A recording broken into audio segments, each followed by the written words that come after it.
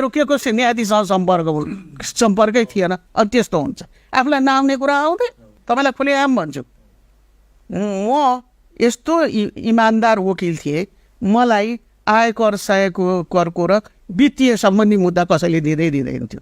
त्यहाँ त 2 पैसा तलमाथि गर्नुपर्ने होइन, त्यो 2 पैसा तलमाथि गर्ने मेरो स्वभाव नभएपछि कसले मलाई मुद्दा दिन्छ र कहाँबाट मैले अनुभव पाउनु। र त्यो चाहिँ ब्याङ्किङ सम्बन्धी र त्यो के अरे चाहिँ के आयकरका कुराहरू आएपछि मलाई टाउको फुलेर आउँथ्यो, कहिले हेरेकै छैन, किन मलाई दिएन।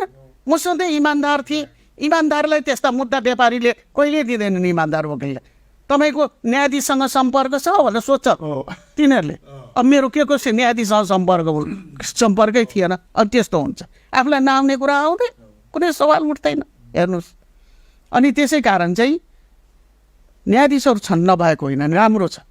अहिलेको जुडिसियरीलाई जो बदनाम गराउने काम गरेको छ, पोलिटिकल पार्टीका मान्छेहरूमा इमान्दारी नभएर बिग्रेको। उनीहरू के चाहन्छन्, संसद आफूले होस् कि नहोस् संविधान कानुनमा भङ्ग गर्ने, त्यो भङ्गलाई गर्ने चाहिँ त्यसले मान्यता दियोस् भन्छन्। जबकि संसारमा कहीँ त्यस्तो छैन। त उसले गर्छ कसरी व्याख्या गर्छ कि आफू मरेर उसलाई बचाउँछ त उसले? त्यो त सम्भव छैन। अनि यहाँ जे पनि गर्ने त्यो चाहिँ ओह्नु पर्ने, स्याबासी दिनुपर्ने, त्यसलाई जायज मानिदिनु पर्ने। जज आफू चाहिँ जिन्दगीभर जज बदनाम भएर, न्यायाधीश बदनाम भएर चाहिँ राजनीतिज्ञलाई चाहिँ उसले समर्थन गर्दछ। अनि त्यो उनीहरू मन पराउँदैन, रुचाउँदैन।